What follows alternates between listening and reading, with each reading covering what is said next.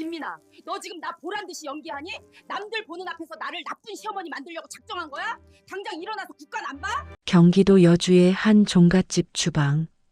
15년 차 며느리 미나 씨가 10시간째 쉬지 않고 제사 음식을 만들고 있습니다. 하지만 시어머니 박 여사는 며느리의 고통은 안중에도 없이 서슬퍼런 호통을 내뱉습니다. 야, 김민아! 너 지금 나 보란 듯이 연기하니? 남들 보는 앞에서 나를 나쁜 시어머니 만들려고 작정한 거야? 당장 일어나서 국간 안 봐! 결국 미나 씨는 차가운 바닥에 쓰러졌고 응급실로 실려간 그녀의 낡은 가방 속에서 충격적인 비밀이 드러납니다. 자신은 98만 원짜리 수제화 한 짝으로 3년을 버티며 오직 시어머니를 위해 모아온 5,200만 원의 통장이었습니다. 내가 정말 미쳤지. 그 귀한 마음도 모르고 내가 무슨 짓을 한 거야. 미나야, 내가 잘못했다. 독설가 시어머니의 천지개벽할 결단. 평생 지켜온 종갓집 대문을 부수고 며느리를 살리기 위해 자신의 모든 것을 내던진 박 여사의 눈물 어린 참회가 지금 시작됩니다. 이제 제사고 뭐고 다 필요 없어! 내 며느리 살리는 게 먼저다! 하지만 누구도 몰랐습니다. 이 모든 비극이 시작된 진짜 이유가 따로 있었다는 것을요. 시어머니 박 여사를 오열하게 만든 며느리의 마지막 편지, 지금 바로 시작합니다.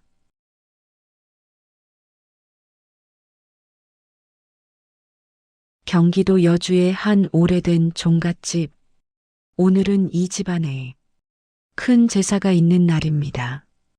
거실 시계는 오후 2시를 가리키고 있지만 며느리 김미나 씨의 하루는 새벽 4시부터 시작되었습니다. 벌써 10시간째 쉬지 않고 전을 부치고 나무를 묻히느라 미나 씨의 허리는 끊어질 듯 아파옵니다. 이때 방 안에서 TV를 보던 시어머니 박복순 여사가 문을 박차고 나옵니다. 야, 김민아! 너 지금 전 부치면서 졸고 있는 거냐? 조상님들 드실 음식에 정성이 하나도 없어? 어째 넌 15년째 가르쳐도 모양이 이 모양이니? 어머니, 죄송해요. 어제 퇴근하고 장 보고 밤새 재료 손질하느라 잠을 한숨도 못 자서요. 잠시 어지러워서 그랬어요. 미나 씨는 중소기업에서 과장으로 근무하며 중학생 아들을 키우는 워킹맘입니다. 하지만 박 여사에게 그런 건 중요하지 않습니다. 오직 종갓집 며느리로서의 도리만 강조할 뿐이죠. 박 여사는 미나 씨가 붙여놓은 동태전을 손가락으로 가리키며 혀를 찹니다. 핑계 대지 마라. 나 때는 애 없고 바질하다가도 제사상 20첩 판상으로 뚝딱 차려냈어. 요즘 애들은 몸이 약한 건지 정신머리가 썩은 건지 그 98만 원짜리 수제와 사신을 돈은 있고 시어머니 보약 한 재 지올 정성은 없더냐? 어머니, 그 신발은 제가 3년 동안 한 푼 두 푼 모아서 큰맘 먹고 산 거예요. 출퇴근할 때 발이 너무 아파서. 미나 씨의 목소리가 떨립니다. 사실 그 신발은 미나 씨가 자신에게 준 유일한 선물이자 자부심이었습니다. 하지만 박 여사는 비웃으며 미나 씨의 자존심을 짓밟습니다. 됐고 말 대답할 기운 있으면 얼른 가서 저쪽 산적이나 뒤집어. 오늘 제사에 친척들 32명이나 오기로 했으니까 빈틈없이 준비해. 하나라도 모자라면 너 오늘 이 집에서 내쫓길 줄 알아? 박 여사는 차갑게 뒤돌아 방으로 들어가 버립니다. 미나 씨는 흐릿해지는 시야를 붙잡으며 다시 뜨거운 불판 앞에 앉습니다. 기름 냄새가 코를 찌르고 머리가 핑그르르 돕니다. 하지만 며느리는 아무 말도 할 수 없습니다. 오직 기름 튀는 소리만이 적막한 주방을 채울 뿐입니다. 하지만 누구도 몰랐습니다. 이 평범한 제사날이 박 여사의 인생을 송두리째 바꿔놓을 마지막 날이 될 줄은요. 오후 4시가 되자 집안은 더욱 분주해집니다. 제사에 참석할 친척들이 하나둘 도착한다는 연락이 오기 시작했기 때문입니다. 미나 씨는 이제 나물을 무치고 소고기 묵국을 끓여야 합니다. 10시간 넘게 서 있었던 탓에 다리는 코끼리처럼 부어올랐고 98만 원짜리 수제화는커녕 슬리퍼를 신은 발가락조차 감각이 없습니다. 이때 방에서 쉬고 있던 박 여사가 다시 주방으로 위풍당당하게 걸어 나옵니다. 야, 이나야! 너 아직도 국 안 끓였니? 곧 있으면 네 시숙님 댁 식구들 도착할 텐데 손님 맞이 준비는 언제 하려고 그래? 어이구, 내가 정말 답답해서 살 수가 없다. 어머니, 정말 죄송해요. 지금 바로 국 끓이고 있어요. 그런데 아까부터 가슴이 너무 답답하고 식은땀이 나서요. 잠시만 5분만 앉아 있으면 안 될까요? 미나 씨는 부들부들 떨리는 손으로 싱크대를 붙잡습니다. 얼굴은 핏기 하나 없이 창백해졌지만 박 여사의 눈에는 오직 자신의 체면과 제사상뿐입니다. 박 여사는 미나 씨의 말을 꾀병으로 치부하며 오히려 목소리를 높입니다. 5분? 지금 5분이 대수야? 일가 친척들 32명이 이 집 국물 맛 하나 보러 오는데 네가 앉아있을 새가 어디 있어? 남들 다 하는 제사. 너만 유난 떨지 마라.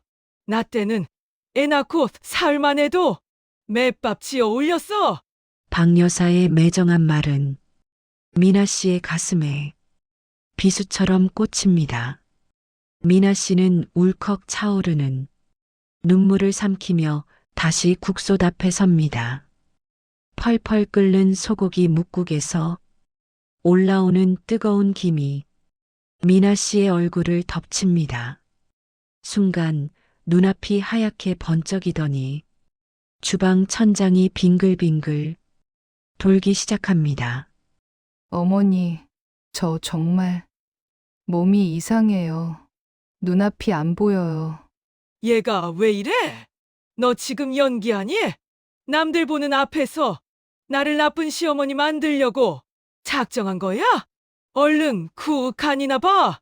박 여사는 미나 씨의 팔을 거칠게 잡아당깁니다. 그 순간 미나 씨의 손에 들려있던 국자가 바닥으로 힘없이 떨어집니다.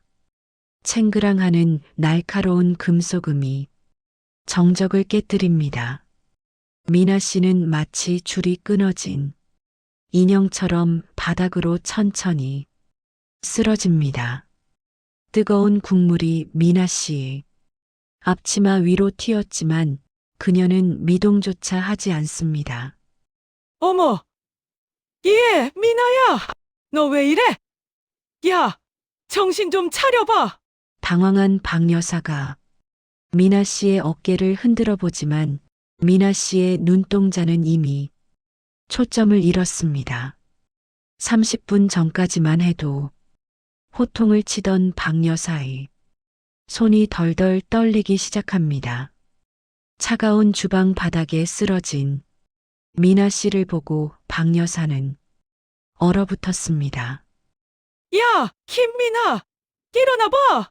박 여사가 소리를 질러보지만 미나 씨의 감긴 눈은 떠질 줄 모릅니다. 이때 제사를 위해 미리 도착해 거실에 있던 시숙과 친척들이 주방의 비명 소리를 듣고 달려옵니다. 어머니, 이게 무슨 일이에요? 재수 씨가 왜 여기 쓰러져 있어요? 나도 모르겠다. 국간 좀 보라고 했더니 갑자기 픽 쓰러지네. 예, 너희들 뭐하니? 얼른 119 좀 불러봐라. 시숙이 급히 전화를 거는 동안 박 여사는 쓰러진 미나 씨의 얼굴을 내려다봅니다. 그런데 자세히 보니 미나 씨의 앞치마 아래로 보이는 셔츠가 땀으로 흠뻑 젖어 있습니다. 입술은 파랗게 질려 있고 숨소리는 거칠기 짝이 없습니다. 옆에 있던 큰 동서가 미나 씨의 손을 만져보고는 깜짝 놀라 비명을 지릅니다. 어머나, 어머니! 얘 몸이 불덩이에요. 세상에 이 지경이 되도록 일을 시키신 거예요? 아까부터 안색이 안 좋더니 결국 탈이 났네. 아니, 내가 뭘 시켰다고 그러니? 며느리로서 제사상 차리는 게 당연한 거지. 요즘 애들이 유난히 약해 빠져서. 박 여사는 짐짓당당한 척 목소리를 높여보지만 떨리는 손끝까지 숨기지는 못합니다. 사실 박 여사도 마음 한구석이 덜컥 내려앉았습니다. 혹시라도 큰일이 생기면 어쩌나 하는 공포가 밀려오기 시작한 것이죠. 잠시 후 요란한 사이렌 소리와 함께 구급대원들이 들이닥칩니다. 환자분 성함이 어떻게 되십니까? 심한 탈진에 과로로 보입니다. 일단 혈압이 너무 낮아요. 빨리 병원으로 이송해야 합니다. 구급대원들이 미나 씨를 들것에 실어 나가는 동안 주방 바닥에는 미나 씨가 신고 있던 그 98만 원짜리 수제와 한 짝이 덩그러니 남겨져 있습니다. 박 여사는 그 신발을 멍하니 바라봅니다.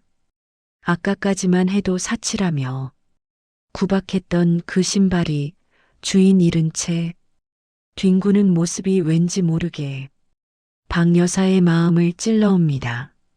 저 신발 아까 3년 동안 돈 모아서 샀다고 그랬지. 미련한 것. 그 돈 있으면 보약이나 지어 먹지. 왜 저런 걸 사서 신어가지고 사람 마음을 불편하게 해? 친척들은 웅성거리며 박 여사를 원망 섞인 눈초리로 바라봅니다. 32명의 친척이 모여야 할 대가족의 제삿날은 순식간에 아수라장이 되었습니다. 하지만 누구도 몰랐습니다. 병원으로 실려간 미나 씨의 소지품 속에서 박 여사가 상상도 못했던 비밀이 발견될 줄은요. 시청자 여러분, 며느리가 숨겨온 그 눈물겨운 진실은 무엇일까요? 응급실 밖 대기실. 박 여사는 넋이 나간 표정으로 의자에 앉아 있습니다. 제사고 뭐고 다 팽개치고 쫓아왔지만 막상 병원에 오니 아들 보기도 무섭고 며느리 상태가 어떨지 두렵기만 합니다. 그때 간호사가 미나 씨의 가방과 소지품을 박 여사에게 건넵니다. 보호자분, 환자분 옷 갈아입히면서 나온 소지품입니다. 잘 챙겨두세요. 아이고, 예, 감사합니다. 가방도 참 오래된 걸 들고 다니네. 지 신발 살 돈은 있어도 가방 살 돈은 없었나 보지? 박 여사는 투덜대면서도 가방을 열어봅니다. 그런데 가방 구석에서 낡고 해진 종이봉투 하나가 나옵니다. 봉투 겉면에는 어머니 칠순 잔치 적금이라고 삐뚤삐뚤한 손글씨로 적혀 있습니다. 그 안에는 매달 10만 원씩 5년 동안 꾸준히 저축해온 통장과 함께 구겨진 편지 한 통이 들어 있었습니다. 이게 뭐야? 칠순 잔치 적금? 미나 내가 이걸 언제부터? 박 여사는 떨리는 손으로 편지를 펼쳐 읽어 내려갑니다. 사랑하는 어머니께 요즘 무릎이 많이 아프시죠? 며느리가 무심해서 늘 제사 걱정만 시켜드려 죄송해요. 어머니 칠순 때는 제가 5,200만 원 꼭 모아서 어머니 가고 싶어 하시던 크루즈 여행 보내드릴게요. 그 전까지만 조금만 더 버텨주세요. 저도 더 열심히 일할게요. 박 여사의 눈시울이 뜨거워집니다. 며느리가 그 비싼 수제화를 샀던 이유도 사실은 따로 있었습니다. 편지 뒤편에 적힌 메모에는 이 신발 신고 더 열심히 뛰어서 어머니 크루즈 여행비 빨리 모으자. 미나야 힘내. 라고 적혀 있었던 것입니다. 사치라고 비난했던 그 98만 원짜리 신발은 며느리가 자신을 희생하며 시어머니의 꿈을 이뤄주기 위해 산 전투화였던 셈입니다. 내가 정말 미쳤지. 그 귀한 마음도 모르고 내가 무슨 짓을 한 거야. 5,200만 원이나 모으려고 그 고생을 하면서도 나한테는 한마디 예색도 안 하고. 박 여사는 가슴이 미어지는 것 같습니다. 며느리는 자신의 퇴직금과 월급을 아껴가며 시어머니의 노후를 준비하고 있었는데 시어머니는 오직 제사상에 올릴 나물 하나, 전 하나에 목숨을 걸며 며느리를 쥐 잡듯 잡았던 것입니다. 하지만 여기서 끝이 아닙니다. 미나 씨가 쓰러진 진짜 병명이 밝혀지며 박 여사는 더 큰 충격에 빠지게 됩니다. 과연 미나 씨의 몸에는 어떤 문제가 있었던 걸까요? 응급실 문이 열리고 의사가 심각한 표정으로 걸어 나옵니다. 박 여사는 덜덜 떨리는 다리로 일어나 의사에게 다가갑니다. 선생님, 우리 며느리 괜찮은 거죠? 그냥 좀 피곤해서 쓰러진 거죠? 박 여사의 물음에 의사는 깊은 한숨을 내쉬며 차트를 넘깁니다. 보호자분, 지금 환자분 상태가 매우 좋지 않습니다. 단순 과로가 아니라 간 수치가 정상인의 20배가 넘고 정밀 검사 결과 간암 초기입니다. 통증이 상당했을 텐데 어떻게 지금까지 참았는지 이해가 안 가네요. 암이라는 단어가 박 여사의 귓가를 때립니다. 5,200억 자산가는 아니어도 평생 당당하게 살아온 박 여사의 세상이 무너지는 순간이었습니다. 그때 소식을 듣고 달려온 아들 정우가 복도 끝에서 소리를 지르며 달려옵니다. 엄마! 미나 어떻게 됐어? 미나가 암이라니! 그게 무슨 소리야? 내가 이번 제사만은 제발 집에서 쉬게 하라고 했잖아. 엄마가 기어코 부르더니 결국 이 사달을 내? 정우야, 나는 그냥 제사 도와달라고 한 것뿐인데 얘가 아픈 줄은 정말 몰랐다. 몰랐다고요? 미나가 아침마다 얼굴 노랗게 떠서 출근하는 거 엄마도 보셨잖아요. 그런데도 그놈의 제사 타령하면서 새벽부터 전 부치게 하셨어요. 엄마가 사람이에요. 아들의 절규에 박 여사는 아무 말도 하지 못한 채 바닥에 주저앉습니다. 미나 씨가 아까 주방에서 가슴이 답답하고 어지럽다고 했던 말이 환청처럼 맴돕니다. 남들 다 하는 제사 유난 떨지 말라고 쏘아붙였던 자신의 목소리가 비수가 되어 심장을 찌릅니다. 박 여사는 며느리의 낡은 가방을 품에 꼭 안고 오열하기 시작합니다. 내가 죽일 년이지. 암에 걸린 애한테 그 뜨거운 불판 앞에 앉혀놓고 내가 정말 귀신에 홀렸나 보다. 미나야, 내가 잘못했다. 내가 미안하다. 박 여사의 눈물이 며느리의 낡은 통장 위로 뚝뚝 떨어집니다. 평소 권선징악을 믿으며 나쁜 짓 하면 벌 받는다고 입버릇처럼 말하던 박 여사였지만 정작 자신이 가장 큰 죄인이 되어버린 현실에 몸서리칩니다. 하지만 누구도 몰랐습니다. 이 비극적인 상황 속에서 박 여사가 며느리를 살리기 위해 내릴 기상천외한 결정이 무엇일지 말입니다. 과연 박 여사는 며느리를 위해 무엇을 포기하게 될까요? 다음 날 아침 병원 옥상 벤치에 멍하니 앉아있던 박 여사는 결심한 듯 자리에서 일어납니다. 며느리가 암 투병 중에도 시어머니 칠순을 위해 5,200만 원이라는 거액을 모으려 했다는 사실이 박 여사의 가슴을 갈기갈기 찢어놓았기 때문입니다. 박 여사는 곧장 집 근처 부동산으로 향합니다. 사장님, 우리 집 지금 당장 내놓으시오. 시세보다 5천만 원 싸게 내놓을 테니까 오늘 안에 계약금 걸 사람 찾아내요. 아니, 종갓집 어르신. 평생 지켜온 그 유서 깊은 집을 왜 갑자기 파신다는 거예요? 조상님들이 노하셔요. 조상이고 뭐고 죽어가는 사람 살리는 게 먼저지. 죽은 귀신 밥 차려주다가 산 사람 잡게 생겼는데 집구석이 다 무슨 소용이야? 며느리 수술비랑 치료비 그리고 그 애 편히 쉴 집 마련해 줄 거니까 참말 말고 빨리 팔아줘요. 박 여사의 목소리에는 단호함이 서려 있었습니다. 평생 제사와 집안의 체면을 목숨처럼 여기던 고집불통 박 여사가 천지개벽할 결단을 내린 것입니다. 박 여사는 부동산을 나와 며느리가 입원한 병실로 돌아갑니다. 마침 의식을 되찾은 미나 씨가 창백한 안색으로 박 여사를 바라봅니다.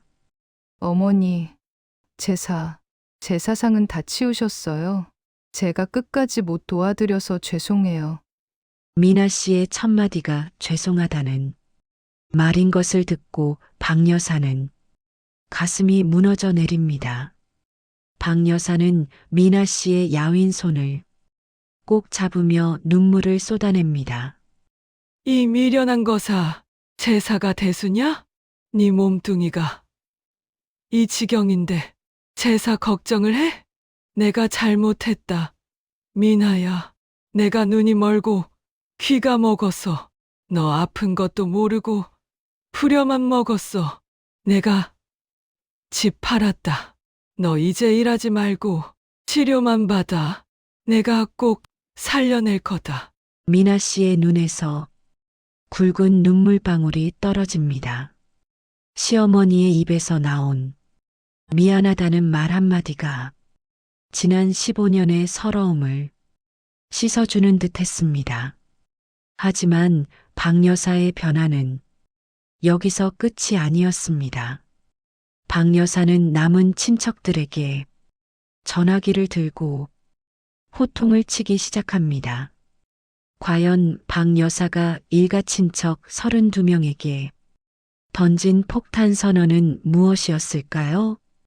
병원 복도에서 박 여사는 핸드폰을 꺼내 일가 친척 32명이 모여있는 단체 채팅방과 연락망에 대고 사자후를 토해냅니다.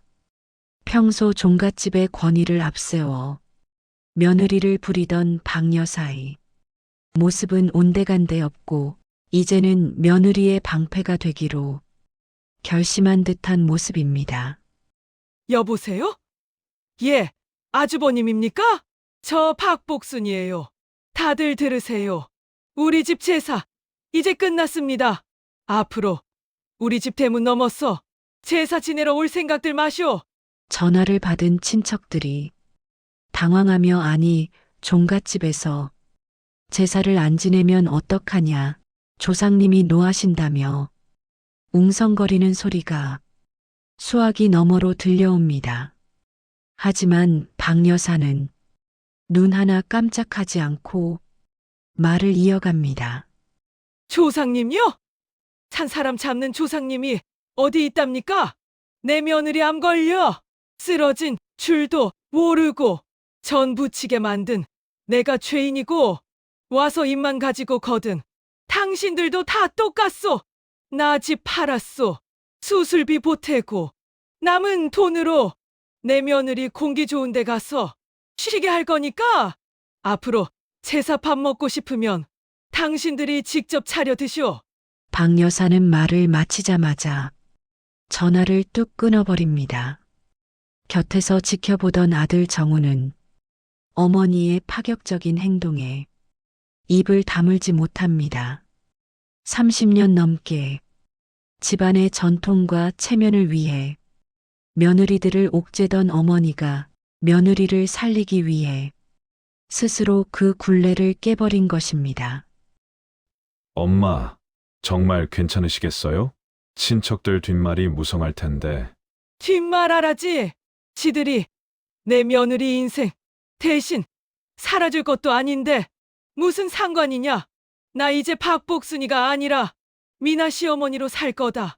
미나가 나 크루즈 보내주려고 5,200만 원 모았다는데 나는 그 애를 사지로 몰았어. 이제 내가 갚을 차례다. 박 여사는 미나 씨가 아꼈던 그 98만 원짜리 수제화를 깨끗한 수건으로 정성스럽게 닦습니다. 신발에 묻은 기름때와 먼지를 닦아내며 박 여사는 자신의 가슴에 맺힌 응어리도 함께 닦아내는 듯합니다. 이제 박 여사는 며느리를 위해 세상에서 가장 특별한 보약을 준비하기 시작합니다. 과연 그 보약의 정체는 무엇일까요? 미나 씨의 수술 날짜가 잡혔습니다. 박 여사는 며느리의 병실을 지키며 지극정성으로 간호합니다. 예전 같으면 물 떠와라, 수건 가져와라. 호통만 쳤을 박 여사가 이제는 직접 따뜻한 물을 떠다 며느리의 발을 닦아줍니다. 며느리가 그토록 아꼈던 98만 원짜리 수제화는 병실 한 구석에 반짝이는 모습으로 놓여 있습니다.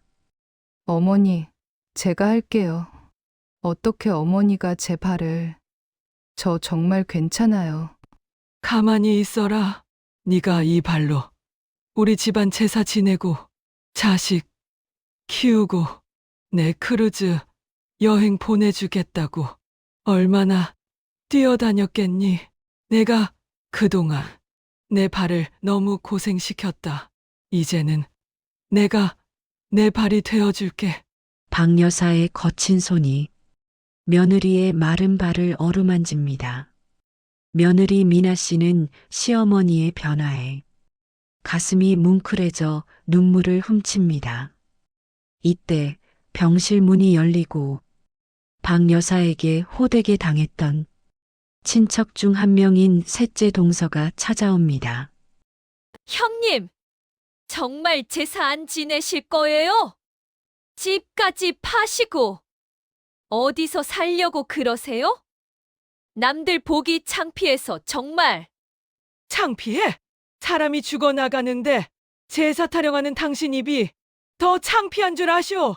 나 이제 이 집 총갓집 며느리 박복순이 아니라 내 며느리 김미나 살려낼 엄마로 살 거니까 다신 찾아오지 마.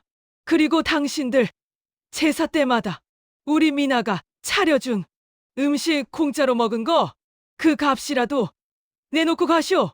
박 여사는 당황한 동서를 병실 밖으로 매몰차게 내쫓습니다. 박 여사는 다시 며느리 곁에 앉아 며느리가 모았던 통장을 꺼내 보입니다. 미나야, 내가 모은 이 5,200만 원은 내가 한 푼도 안 쓰고 네 재활치료비로 쓸 거다. 그리고 집 한 돈으로는 우리 셋이 살 작은 집 얻었어. 이제 제사상 차리는 주방 말고 내가 좋아하는 꽃 심을 수 있는 작은 마당 있는 집이다. 미나 씨는 떨리는 손으로 시어머니의 손을 꼭 잡습니다. 두 사람 사이에는 15년 만에 처음으로 고부라는 이름의 벽이 허물어지고 가족이라는 온기가 채워집니다. 하지만 수술실로 향하는 미나 씨의 뒷모습을 보며 박 여사는 다시 한번 기도를 올립니다. 과연 수술은 무사히 끝나고 미나 씨는 그 수제화를 다시 신을 수 있을까요? 미나 씨가 수술실로 들어간 지 벌써 5시간이 지났습니다. 박 여사는 수술실 앞 의자에 앉아 한시도 쉬지 않고 기도를 올립니다. 평생 조상님께 제사 잘 받으시라고 빌던 입술로 이제는 조상님들께 제발 내 며느리 좀 살려달라고 애원합니다. 곁에서 아들 정우가 어머니를 다독이지만 박 여사의 눈물은 멈추지 않습니다. 정우야, 내 제사 밥 안 먹어도 좋으니 미나만 살려달라고 빌었다. 내가 지은 죄가 많아서 우리 미나가 대신 아픈 것 같아 가슴이 미어진다. 그때 수술실에 빨간 불이 꺼지고 의사가 나옵니다. 박 여사는 용수철처럼 튀어올라 의사의 소매를 붙잡습니다. 의사의 얼굴에 옅은 미소가 번집니다. 보호자분, 수술이 아주 잘 됐습니다. 초기라 전이도 없었고 환자분 의지가 강해서 예후가 좋을 것 같습니다. 이제 한숨 돌리셔도 됩니다. 박 여사는 그 자리에 주저앉아 통곡합니다. 고맙습니다, 선생님. 정말 고맙습니다. 박 여사는 며느리가 깨어나기만을 기다리며 정성껏 미음을 준비합니다. 며칠 후 드디어 의식을 회복하고 안정을 찾은 미나 씨가 박 여사를 부릅니다. 어머니, 저 살았네요. 그동안 고생 많으셨죠? 집까지 파셨다는 소식 듣고 얼마나 울었는지 몰라요. 울긴 왜 우냐? 집이야 다시 사면 되는 거고 돈이야 또 벌면 되는 거지. 너 없으면 그 집이 다 무슨 소용이냐? 미나야, 내가 너한테 큰 죄를 졌어. 앞으로는 내 며느리가 아니라 내 딸로 살자. 제사고 뭐고 다 집어치우고 우리 마시는 거 먹으러 다니고 좋은 신발 신고 좋은 곳만 구경 다니자.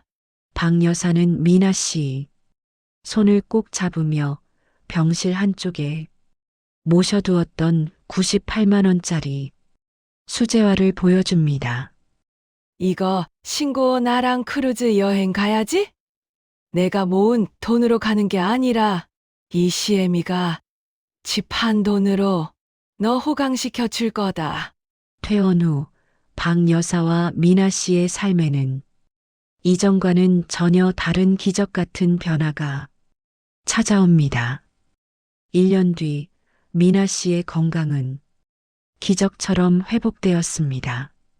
간암 수술 후 꾸준한 치료와 박 여사의 지극정성한 보살핌 덕분이었습니다. 오늘은 미나 씨가 완치 판정을 받고 처음으로 가족 나들이를 가는 날입니다. 박 여사는 이사를 간 작은 마당집 입구에서 며느리를 기다리고 있습니다. 미나야, 서두르지 말고 천천히 나와라. 오늘 우리가 예약한 식당은 1인분에 15만 원이나 하는 곳이라니까 아주 천천히 음미하면서 먹고 올 거다. 미나 씨가 환하게 웃으며 현관문을 나섭니다.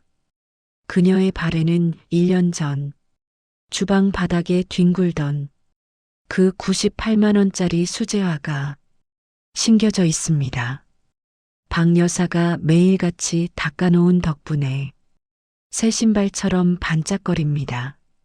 예전처럼 제사 음식을 나르기 위한 신발이 아니라 이제는 사랑하는 가족과 함께 걷기 위한 신발이 된 것이죠. 어머니, 저 정말 행복해요. 제사도 없고, 구박도 없고, 이렇게 어머니랑 손잡고 꽃구경 가는 날이 올 줄은 꿈에도 몰랐어요. 박 여사는 며느리의 손을 꼭 쥐며 대답합니다. 박 여사는 이제 과거의 고집불통 시어머니가 아닙니다. 32명의 친척 대신 단 3식구의 행복을 지키는 품격 있는 어른으로 다시 태어났습니다. 나도 고맙다, 미나야. 내가 그동안 껍데기만 중요하게 생각하고 살았는데 내 덕분에 진짜 소중한 게 뭔지 알게 됐어. 죽은 조상 챙기는 것보다 내 곁에 살아있는 내가 100배, 1000배 귀하다는 걸 말이다. 두 사람은 만개한 벚꽃길을 따라 나란히 걷습니다. 시청자 여러분, 권선징악은 멀리 있는 것이 아닙니다. 자신의 잘못을 인정하고 용서를 구하는 용기, 그리고 희생해온 사람의 눈물을 닦아주는 마음이 바로 진정한 복이자 복수입니다. 미나 씨의 수제화가 꽃길 위에서 경쾌한 소리를 냅니다. 미나야, 다음 달에는 우리 진짜로 크루즈 여행 가자. 내가 모은 5,200만 원에 내 집 한 돈 더해서 세상에서 가장 비싼 방으로 예약해 놨다. 며느리의 희생과 시어머니의 참회가 만들어낸 기적. 이들 가족 앞에는 이제 고통의 기름 냄새 대신 향기로운 꽃길만 가득할 것입니다.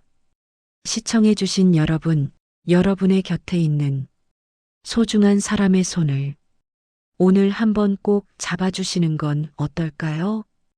오늘의 이야기는 여기까지입니다. 시청해주셔서 감사합니다. 할머니, 할아버지, 오늘 영상 재미있게 보셨어요? 엄마가 그러는데 다음 이야기를 만들 힘은 구독과 좋아요에서 나온대요. 꼭 눌러주셔야 해요. 알겠죠? 오늘도 함께 해주셔서 고마워요. 다음 이야기로 또 만나요. 안녕!